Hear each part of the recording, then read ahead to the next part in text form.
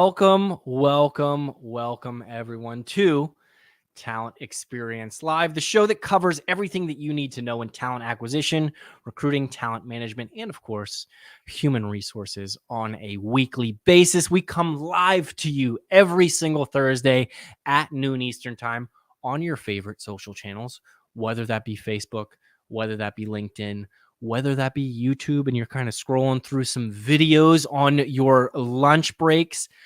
We always here at Talent Experience Live love to say that this is the greatest show on the internet. And I said it last week, I'll say it again.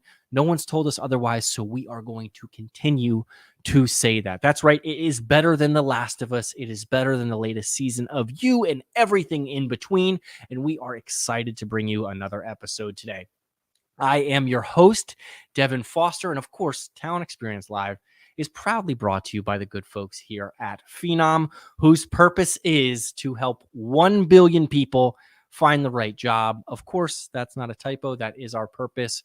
1 billion. That is a lot of zeros. I don't know off the top of my head, but it is a lot. And of course, the way that we do this, the way that we help 1 billion people find the right job is through our intelligent talent experience platform that helps candidates find the right fit faster, employees evolve in their current roles and beyond, recruiters achieve some next level productivity as well as efficiency, and managers build better teams with data and analytics. Now, what do we do with all that data and analytics? Of course, we leverage some artificial intelligence. That's right. Phenom is powered by super slick artificial intelligence and machine learning. So if any of this interests you, the stuff about candidates, recruiters, employees, managers, or even AI, which seems to be at the top of everyone's minds lately, head on over to phenom.com and check out more. Don't be afraid to hit that request a demo button. That's completely free. That's on the house. My gift from me to you. Speaking of something else that is on the house, I Am Phenom is right around the corner, and I am happy to give away a pair of tickets every single week on this program. You may be thinking, Devin, how do I get my hands on some free I Am Phenom tickets? Well, the answer is simple. All you have to do is comment. You can tell me right now where you're tuning in from. You can, mention that my hair looks dumb today. I don't care. If you submit a comment, you are entered to win. And then, of course, before the end of the program, we give those tickets away and I reach out to you on LinkedIn. So feel free to enter. One way that you can enter, of course, and this is a sort of a setup here, is this past week on LinkedIn, we actually asked, what's your preferred seat when flying? We've heard from lots of folks who are booking their flights to I Am Phenom. That's right, to the city of brotherly love, right outside the booming metropolis of Ambler, Pennsylvania. I'm talking about Philadelphia. And we asked the question, where do you like to sit? Are you a window seat person? Are you an aisle seat person? Or are you a middle seat person, in which case I have a ton of questions. And the results weren't too staggering, but a little bit of a surprise here. The poll came back with 54% of people saying that they chose to sit in the window, 44% saying that they chose to sit in the aisle, respectfully, and 2% of people who cannot be trusted who say that they prefer the middle seat. So let me know where you like to sit as we gear up for today's episode. Again, a comment enters you in for a chance to win 2 I Am Phenom tickets. So don't be afraid to comment. Now, today's conversation is around recruiter efficiency, which I talked about a little bit earlier. Of course, that is under the umbrella of the intelligent talent experience platform that Phenom provides for numerous companies. And this is a replay episode. A couple weeks ago, I got the privilege of sitting down and chatting with Darin Averill of Circle K, where we talked about one of Circle K's common challenges, and that is meeting a high quantity of candidates for more than 15,000 locations without sacrificing any of the quality in talent. So 15,000 locations is a lot.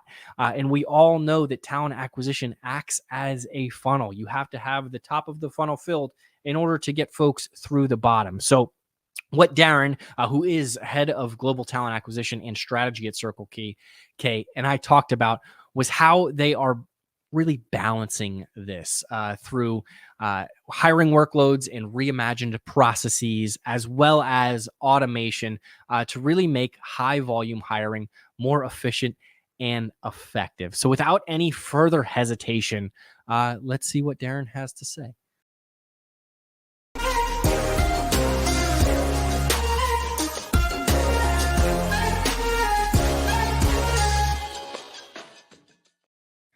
Darin, how are you today? I'm doing very well, Devin. Yeah, we are excited to have you on. I'm very excited about this conversation. We're chatting this season all around recruiter efficiency, and I know that's something that Circle K is striving to do that. But before we get into the meat and potatoes of this episode, I have to ask you, go to gas station / convenience store snack that you must leave if you make your way inside. Well, Devin, I've been working for C-stores for over 28 years, so that item has changed quite a bit. But where I'm at now is anytime I stop in and it's available, it's a pumpkin spice coffee. So I too need my caffeine fix. Yes. But unfortunately, my item's seasonal, so I don't get it year round. So I have to make a special effort to stop to get it while it's in season. I was going to ask if it was something that you wanted to do year round. Now I have to ask you, do you have like K-cups at home where you have pumpkin spice just kind of as a nice little treat, maybe in a brisk July day, dare I say, or something like that? Do you have it stock holded like a hoarder at home? I hate to admit it, but I do season end shopping when they discount pumpkin spice coffee, and I load up for the summer. So I do enjoy a K-cup every now and again during the summer, during the off season, just to get my fix. Absolutely. No, I feel the same way. I bargain shop for Reese's eggs or the Christmas trees. Whenever, Easter ends or Christmas ends, you can get one of those big bags or buy them at the cash register for 50 cents. It is certainly something that I will always splurge for. I see Bambi pops into the comments section and she says Fig Newtons, which will always remind me of Talladega Nights, where he has the big Fig Newtons ad on his race car. And he says, man, I do love Fig Newtons, but it is a dangerous sign. Darin, we are going to talk about recruiter efficiency today and how you are really transforming the things over at Circle K. But I want to ask you, for those who may not be home, which is probably hard to do with over 15,000 locations, what would you say is the biggest takeaway of working at Circle K, and what do you do? Jennifer Thomas also chimes in and says Slim Jims. I want to mention that before we carry on. But tell us a little bit about Circle K. Excuse me. Yeah, Circle K acquired the company I worked for many years, Holiday Station Stores, based out of Minneapolis, St. Paul area. And at Holiday, it was a family-run company, 500 stores approximately. And then Circle K came in, acquired Holiday, and it's this big, huge conglomerate. You referenced 15,000 stores. It's very, very large. It's global. We have a business unit model where we try to stay super local while still being large and global. So we have multiple business units. We have about 26 business units, 14 just across the United States that, each business unit runs approximately 500 stores and has local teams, including local talent acquisition teams. We're also in 8 countries in Europe. We're in Canada. So it's a global organization that stays super local with this business unit model. So I came from a family-run company. Do you think you get into a global company like this and it's going to feel very corporate? And surprisingly, it feels about the same. It feels family-run, maybe because of the super local atmosphere.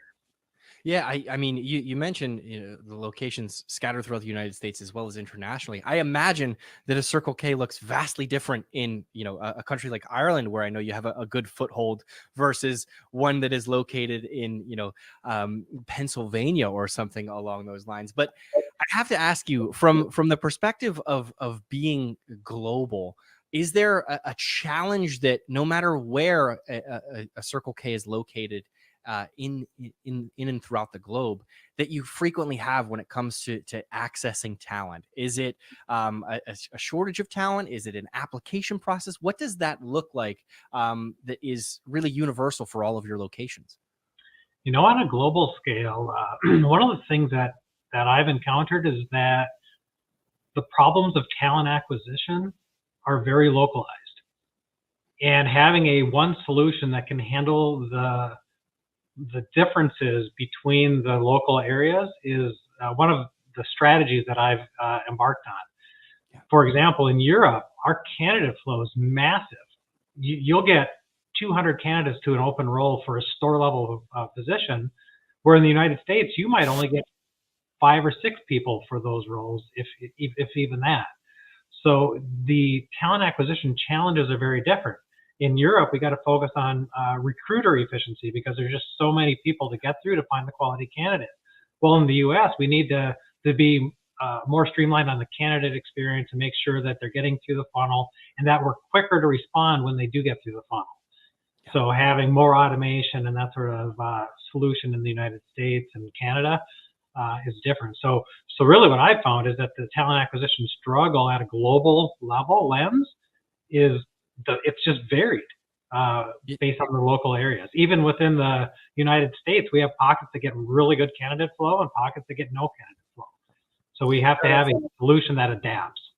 Yeah, absolutely. I mean, that's fascinating. And when I think of things that you often buy at C stores, the localization of even something that could be called soda versus pop, right? These things are just as relevant when it comes to recruitment, right? You have different challenges for different regions.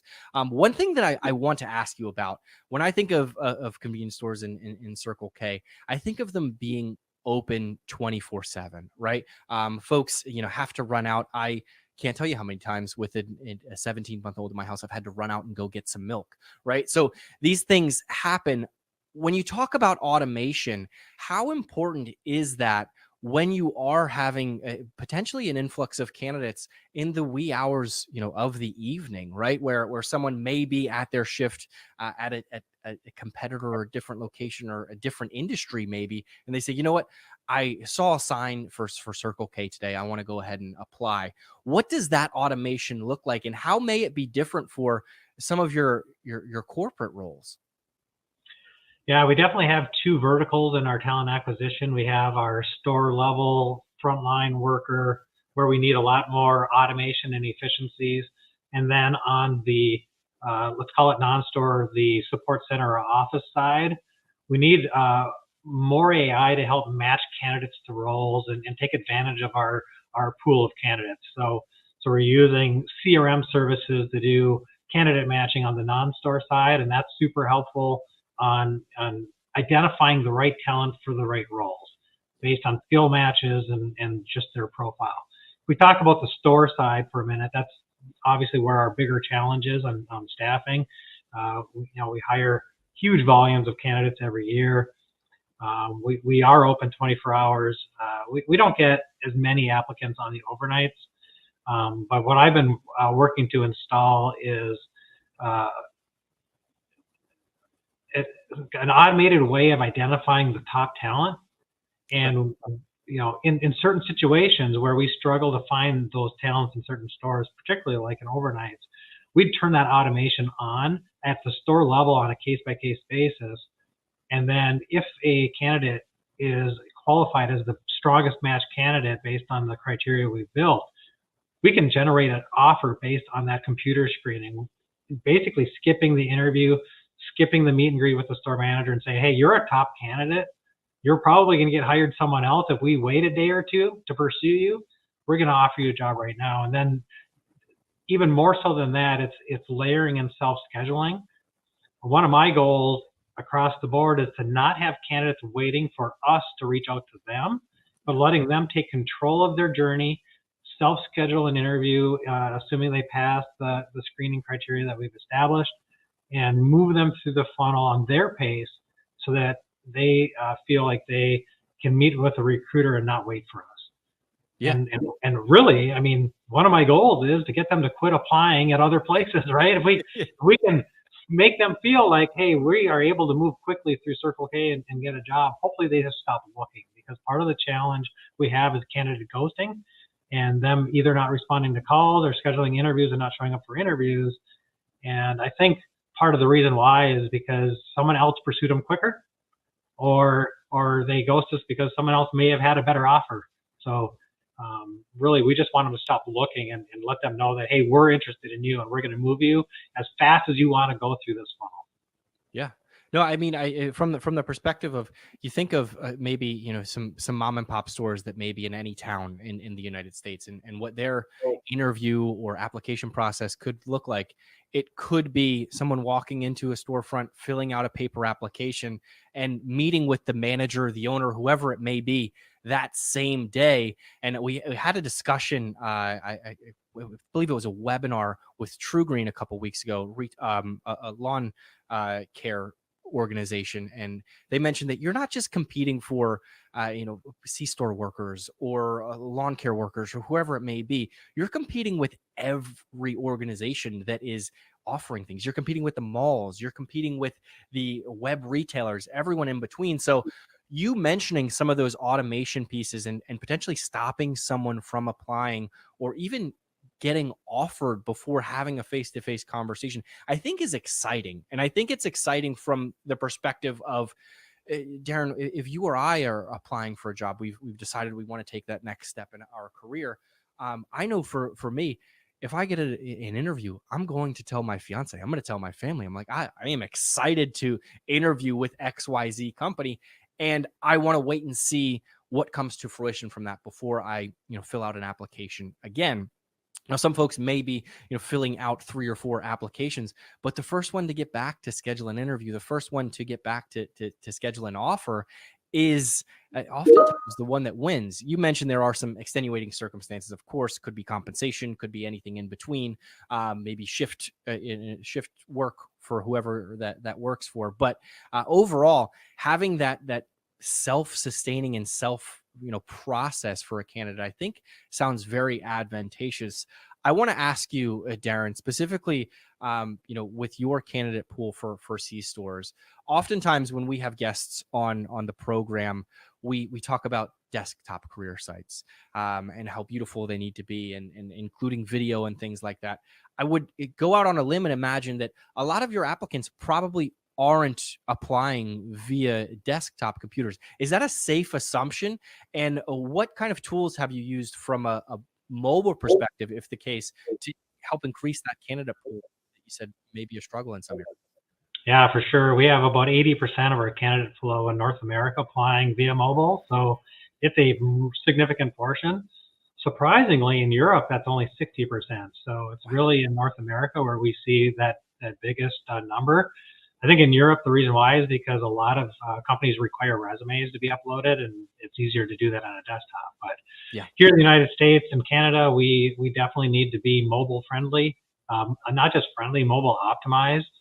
And we've been on a journey to implement everything mobile optimized, from SMS text apply.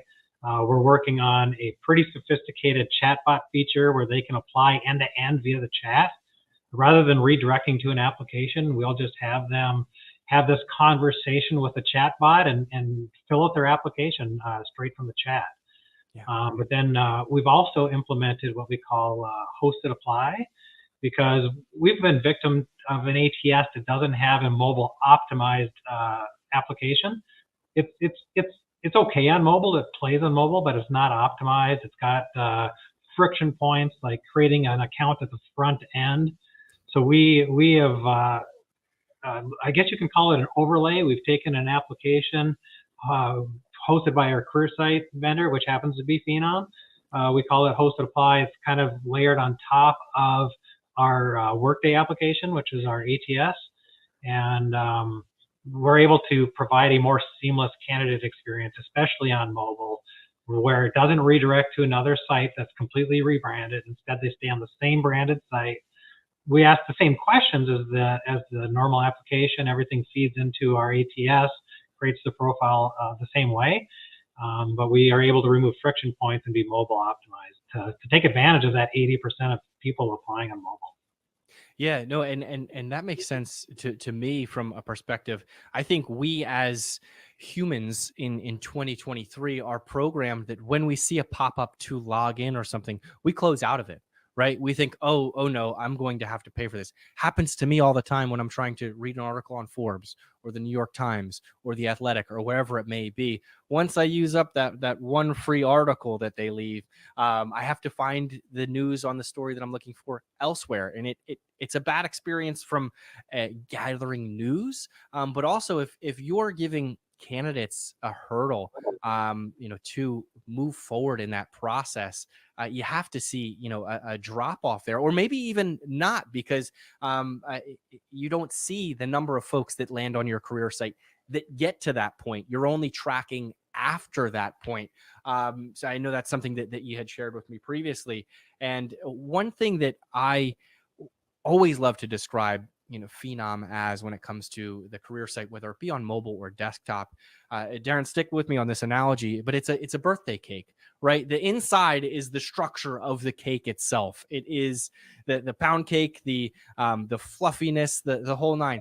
The outside of the cake, though, is what gets people excited. It's the candles that you're going to blow out. It is your name written in script piping or whatever it may be. So that's the way that I always like to describe it, is the application process should be exciting. It should make you feel good throughout and feel seamless. One question that I do have is, you talked about a text to apply. What does that look like from a Circle K perspective? Is it texting a number in your locations? Do you have potential QR codes that bring up the application process? Are you using a wide net to get these candidates? What do you think helps have that percentage of 80% of candidates applying via mobile, and how do you make it easiest for them? Yeah, the very fact that we have 80% of people applying on mobile means you have to take someone from a store where we're advertising now hiring, right? You see that in all retail shops. And the reason why you still see store signs advertising jobs is because they still work. Yeah. We get, roughly 35, 36% of candidate flow from store signs. The question is, how do you get someone from a store sign to an online application so that you're getting their information? Used to be they go into the store, they get a paper app, they fill it out in the store and give it to you. Now that we've shifted to online, we needed to make it very simple for them. So we advertise a text apply number and a QR code that does both. It'll take them either to the SMS text apply or to our career site chat feature, so that they can start engaging with an AI bot that helps them find a job that's relevant for them and gets them started on their application. We're actually building right now in our chatbot a feature that's matching their availability and full-time, part-time interests, and then only delivering and serving up jobs that fits their interest. So if they're looking, say, for a second shift job, when they see the list of available roles, they're not going to see any day shift jobs. Yeah. That's not what they're looking for, right? So let's make it easy for them to find the right role quick by only serving up roles that matches the availability that they have or the full-time, part-time interest that they have. So we're doing some things with AI as part of the SMS and chatbot apply feature to make it even easier and more relevant to the candidates. That makes sense. And I imagine you're doing it from not just the position and role specific, but also location, right? 15,000 locations, quite a few. I'm sure there's a few that are, I wouldn't call it shouting distance, but just down the road, whatever that may be. Does it also recommend jobs to different areas? Maybe that second shift isn't available in this location, but it is here. Is that something that's also being leveraged there? Absolutely. Look, I didn't even mention it, but location is a driver in that. And it actually starts with the best matched job based on availability and preferences, and then it serves them up in order of closest to furthest. So it'll definitely. I don't recall how far out. I think we went like 50 miles out or something before we just said, hey, no jobs in your area are available that match your criteria. But definitely, that would be very rare at Circle K that you would go 50 miles without running into a store that's got an opportunity for you if you're interested in working, because we just have so many stores in pockets across North America.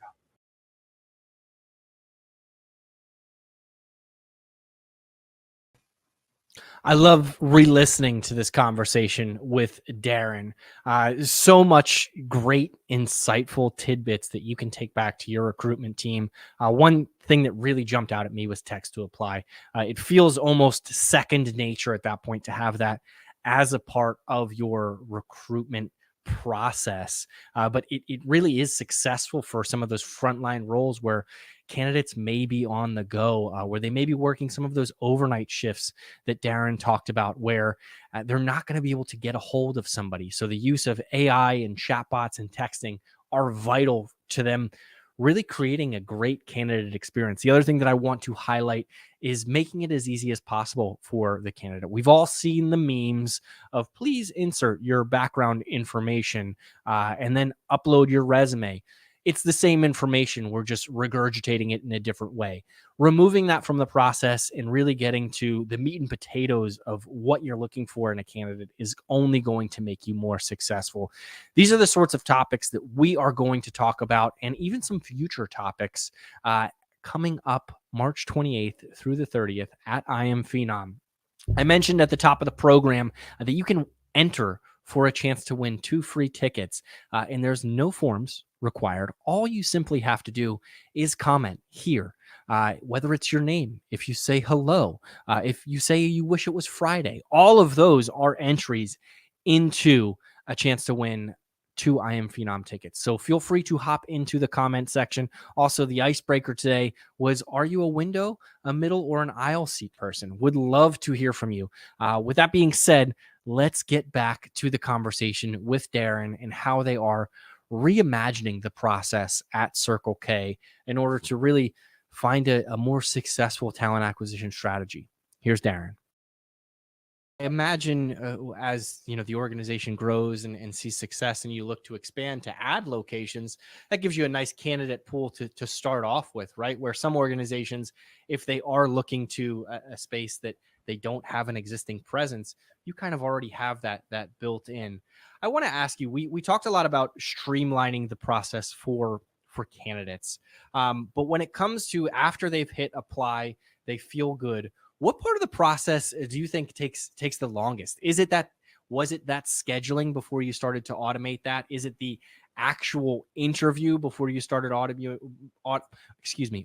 that? Or could it be, the onboarding process where you have to, get folks documents in order to actually have a start date, such as, license, passport, whatever that may be, pass a background check, whatever the stipulations be there. What is the kind of roadblock in the process, or what was it, and how have you relieved that? Honestly, it's all of that is a challenge. You've kind of summarized a lot of what I'm working on. So I've described a lot of how I'm trying to make it very easy on the candidates, so they're not waiting for us and they can self-schedule with a recruiter. On the other side, where we're trying to help our recruiters and our hiring managers, first of all, we don't have enough recruiter support to help every store manager across the United States and Canada. That's, in just the US alone, that's 6,000 stores, and we don't have that kind of recruiting team. So what we've done is prioritize the recruiting team to help in the areas that are struggling the most. And then the hiring managers or the store managers are still doing their own talent acquisition themselves without recruiter support. So one of the things I'm trying to do is how can I support both of those situations? And, the self-scheduling interview does actually help both, because the scheduling of an interview is difficult. And if it takes you too long, you end up with a lot of ghosting, which takes even more time. You schedule interviews, people don't show up, that's lost time. So turning on a self-scheduling feature, getting candidates, giving them the flexibility to schedule at a time that meets them, but then letting them connect with either a recruiter or a hiring manager so that they can keep that process moving is a big step. And I'm able to tell the system who the recruiter is that the person would self-schedule with. Yeah. So the system would know if it's going to be scheduled with the recruiter or scheduled with the hiring manager based on the job file I'm sending to Phenom in this case. But then we're doing other things. So like I said, we're building solutions that can be very store level customized. So at the very minimum, it's they apply, they take a very short assessment so that we can determine their fit, and then they get a self-schedule. But then we're going to layer in on another level up for some stores we're going to add a video interview. So then we can actually potentially skip the interview altogether and have candidates apply, take a video interview if they're willing to, and then self-schedule. In the video interview, if they don't take it, we still have their candidate record and we can still pursue them without the video interview. But for those that take the video, we'll have that on the candidate profile, and then we can skip a step, right? We can make a hiring decision based on the video interview. And then to take it even a step further for stores that really struggle with staff and we need to really pounce, that's where we're layering in that automation, where the candidate applies, rather than having self-schedule. If they're the perfect fit, we're going to have the computer actually make a job offer. And then what they'll do is they'll self-schedule with a recruiter to actually review the terms of the offer. Yeah. So there's several different models we're deploying based on the urgency and needs, hiring needs of the stores themselves. No, that makes complete sense. The one thing that I love that you mentioned there was the video assessment part, because a lot of folks that I've had conversations with are a little hesitant, right? As humans, we are creatures of habit.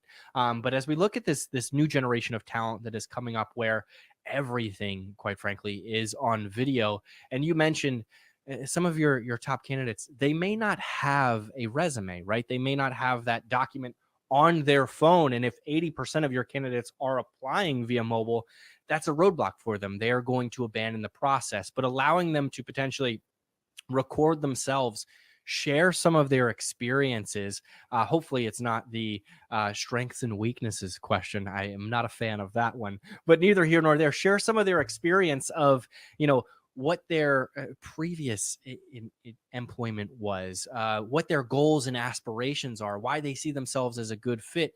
You can garner a lot of great information. They say a picture's worth 1,000 words.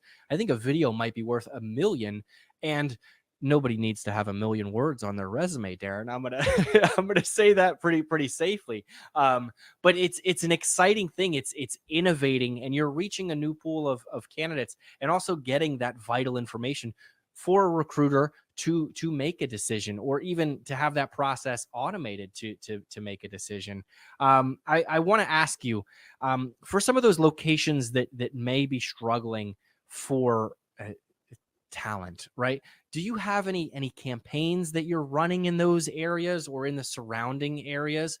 I know you probably have some evergreen, positions open. Obviously, those are going to take precedence. But what does it look like from an automation perspective if a new position pops up and you can immediately target some of those folks who are in your candidate pool or in your talent community?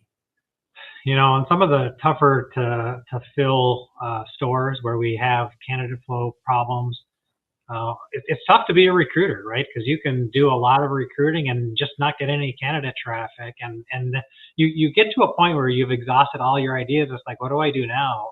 And you can have automation, which we've been working on, trying to move quickly and pounce on anybody that applies, and move them through the funnel and make instant offers, like I talked about. Mm-hmm. One of the things that I've also done is I've rolled out what I call a recruiting playbook that all of my talent acquisition teams have.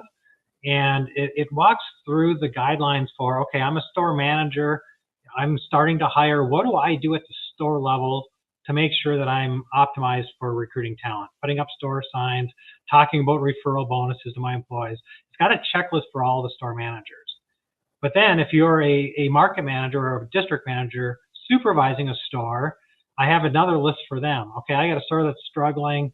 In addition to checking to make sure the store is doing what they're supposed to do, can we look at local schools where we have actually an agreement with Handshake so that we can campaign out to schools and do stuff, either going after people in college or recent graduates of college. So Handshake actually does both, and we can advertise the fact that we do have tuition reimbursement and that sort of stuff to local schools in the area. And then the recruiting playbook also gets into, okay, we've exhausted everything. Now I'm going to engage an HR professional or a recruiter. What can they do that I couldn't do? And I have an agreement with, say, HireClicks, which is a recruitment marketing agency. And one of the things we do with them is they can do billboards or put our jobs on a movie screen, or they can use Google Ads, and they can use all kinds of different things that a recruiter might not think to use. Yeah. So I've kind of got this layered approach where I try to recruit organically first. So we do have job feeds going out to Indeed and LinkedIn and all the major boards. On top of that, we sponsor, and then we just keep walking upstairs from there until we find the avenue that fills jobs. Yeah, I mean, and you mentioned it's tough to be a recruiter. I think back to my days as a recruiter. It was email and it was phone calls. And I can tell you right now, Darin, I have 10,000 emails in my inbox, my personal inbox. I'm not looking through them. I'll get a notification when a package is shipped, and I'll look for that one. But most of the rest, I'm not looking at, and that makes it a challenge. On top of that, spam calls that are constantly on our phones throughout the day. I'm not picking up the phone. I'm screening calls and listening to voicemails.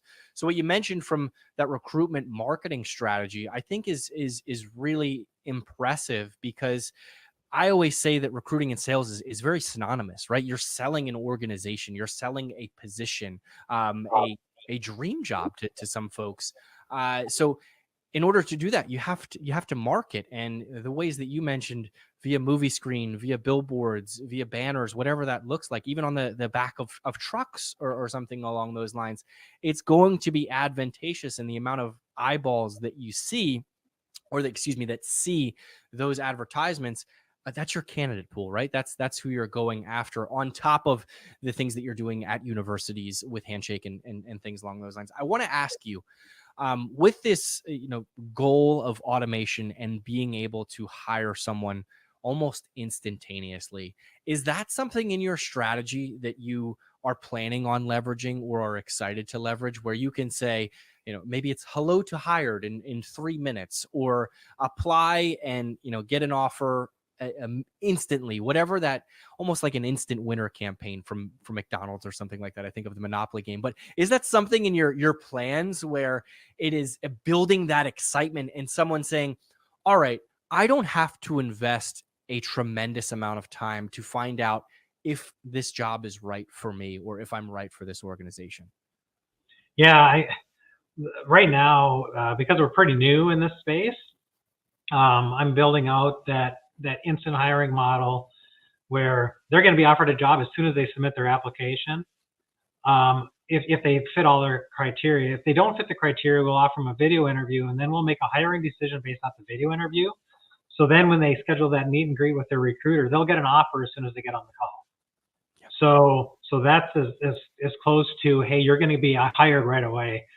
I won't have the resources to do that for all 6,000 stores at once. So what we're doing is we're using our analytics, and I mean, we have a pretty robust talent acquisition dashboard that we use to determine what our most severe cases are and where we would want to have this urgent hires or this instant hiring solution implemented. I'm thinking probably about 40 stores per business unit can be on this model. And if you take 40 stores times 14 business units, it's a few hundred stores across the United States that we'll have on this instant model. We'll evaluate it, and we might be able to expand it. But there are other stores where we don't have to be quite as fast because the conditions aren't quite as severe.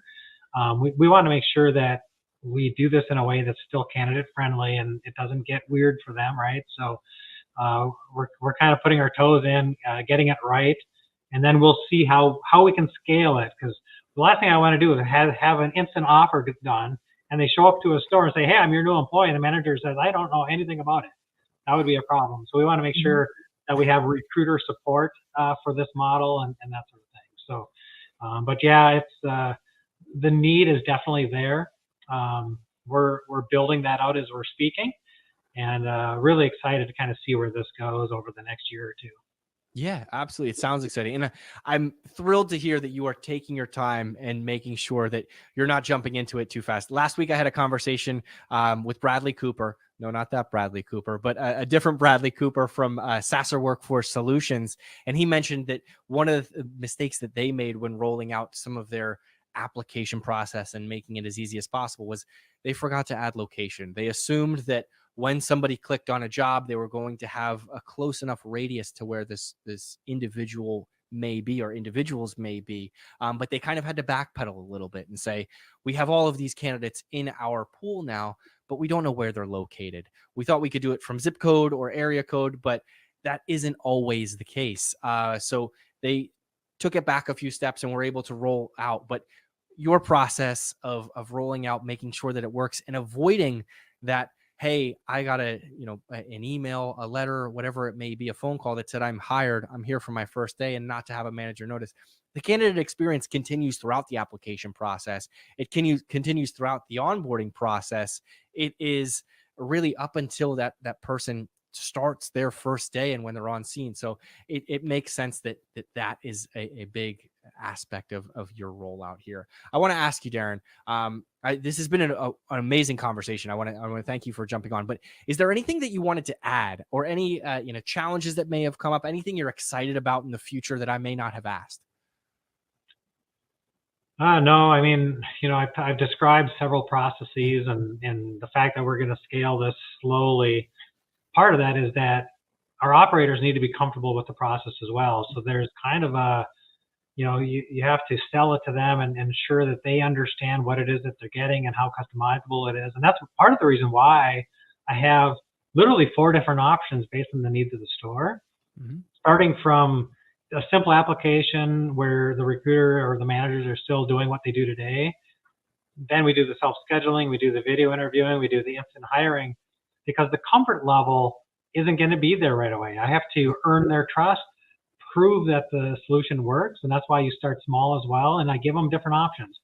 And then the fact I'm giving different options allows me to say, hey, let's just put a few stores on this so you can evaluate it, because ultimately what I'm trying to do, in addition to solve problems, is gain buy-in. Yeah. And I'm trying to gain buy-in from our operators and our store managers. Video interviewing, a lot of people have different opinions on video interviewing. I've had mixed success with video interviewing, but when I'm staffing my own team, I can't tell you how great it is to have a video interview.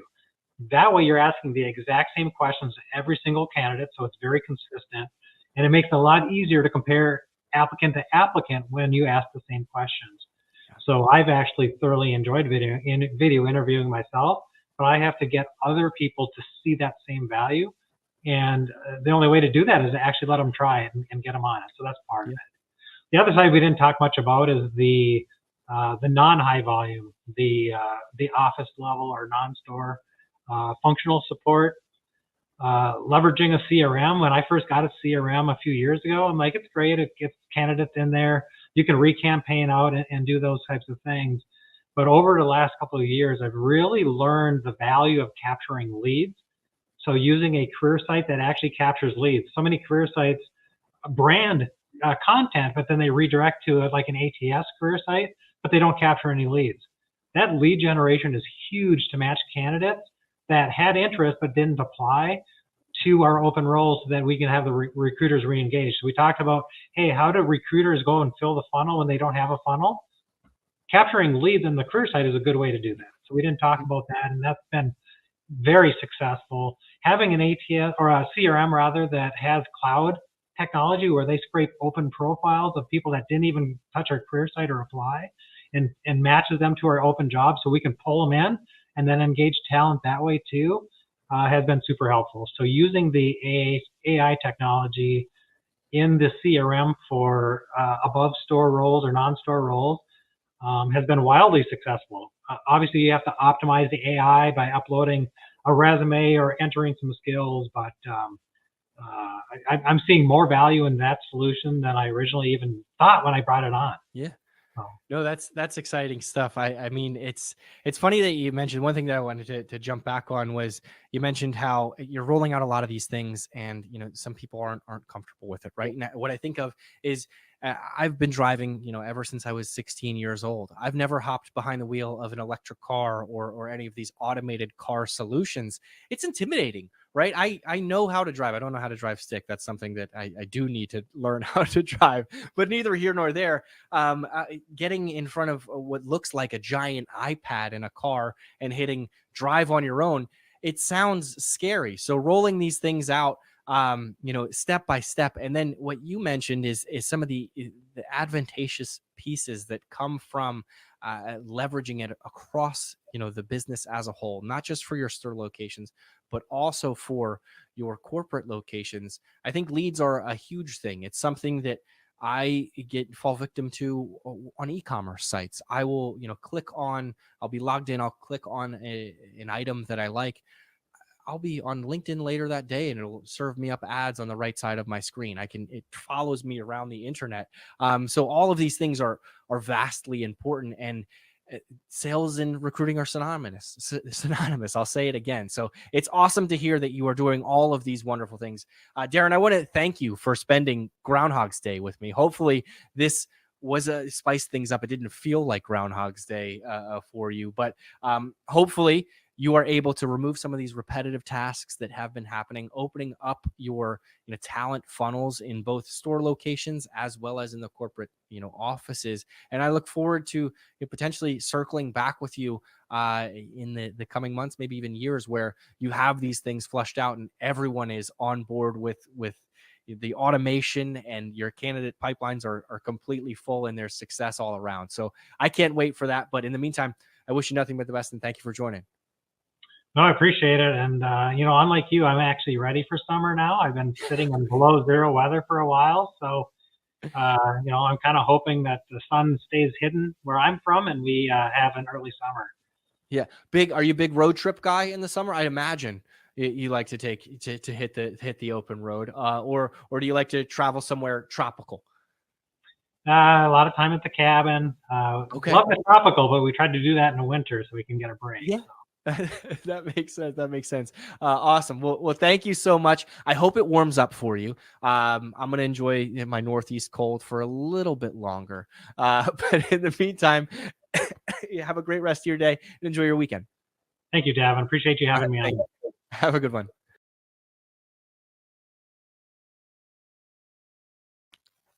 You heard it here first. Darin, big road trip guy, loves to take the car out in the summertime. But I hope you got a lot more from that. I know that Sally did.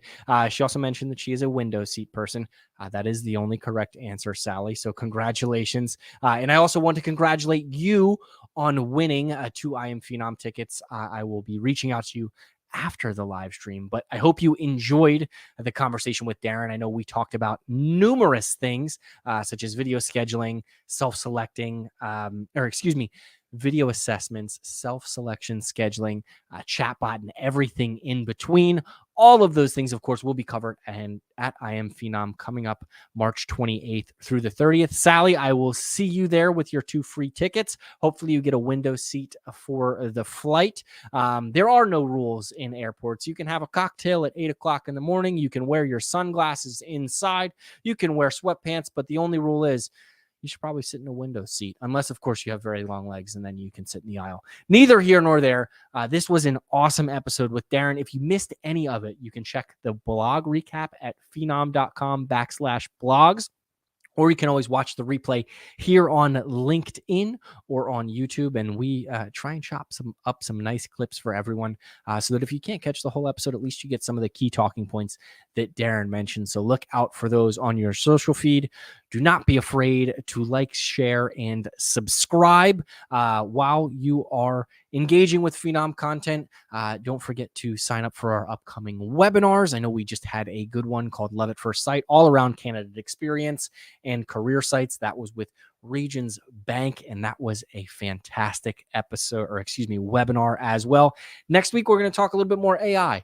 We have a special guest, Cliff Jerkowitz, coming on to talk all things AI, and yes, ChatGPT. As if you haven't heard enough about it yet, we are going to talk about it in the recruitment life cycle, how it can potentially help candidates, how it can help recruiters, and everyone in between, or if maybe you should stay away from it. So you won't want to miss that.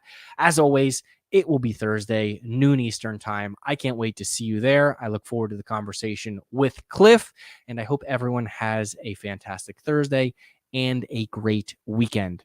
In the meantime, stay safe, and we'll see you soon. Thanks.